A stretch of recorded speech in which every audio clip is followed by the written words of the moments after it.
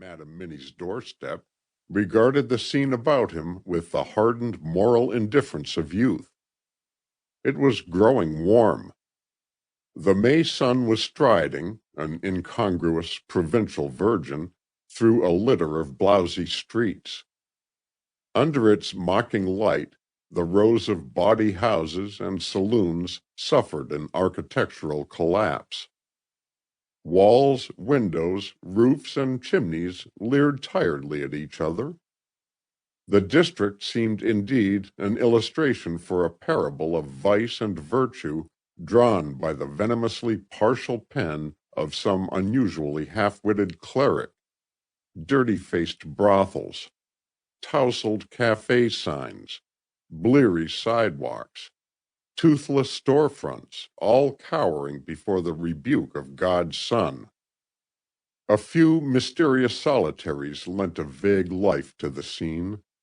The figure of a drunk, unchastened, zigzagging humorously down the pavement like some nocturnal clown prowling after a vanished bacchanal.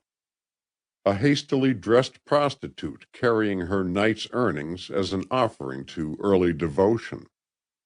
A few unseasoned revelers overcome with a nostalgia for clean bathrooms and Sunday morning waffles at the family board, sleepily fleeing the scenes of their carouse. All this formed no part of the preoccupations of the whistling one. He was waiting for his companion, and for the 15th time the tune of Bill Bailey came softly from his lips. The companion appeared, a crestfallen young man of 23, Hugh Keegan by name. An idiotic wistfulness marked the blond vacuity of his face. They said nothing and walked to the streetcar track. Here they must wait. There was no car in sight. Basine employed the wait, jumping out from the curbing and peering with a great show of interest down the deserted tracks. The night's dissipation had left him perversely elate. His vanity demanded that he confound the scenes of his recent moral collapse by exhibitions of undiminished vigor of body and gaiety of mind.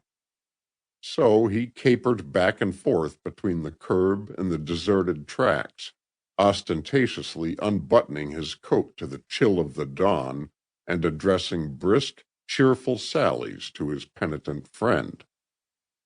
It was this way with Basine. He had spent the night in sin. Now he must act as if he had not spent the night in sin.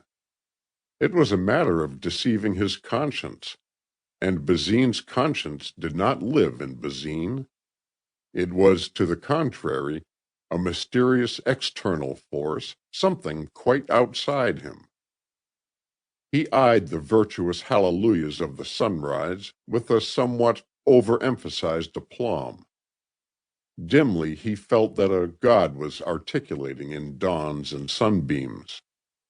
As long as he had continued his whistling, these facts had remained concealed. But now he had grown tired of Bill Bailey, and at once God, peering out of his beautiful rosy heaven, was saying, "Shame on you." Everything seemed to be waiting to repeat this banal reproof. This was the conscience of George Basine, a reproof that came from without. He felt an inclination to defiance before this reproof. He was young and given to evil. He was only natural, considering the time in which he lived and the biological impulses of youth. But to do evil was one thing. To defend it after it was done was another. Thus Basine, having sinned lustily through the night, avoided the more unspeakable sin of defending his action. The reproof arrived. He faced it with candor and intelligence, prepared to admit that he had done wrong. He did not want God mumbling around inside him, as was the case with his friend Keegan. God mumbled around inside of Keegan and made him feel like the devil. But Basine,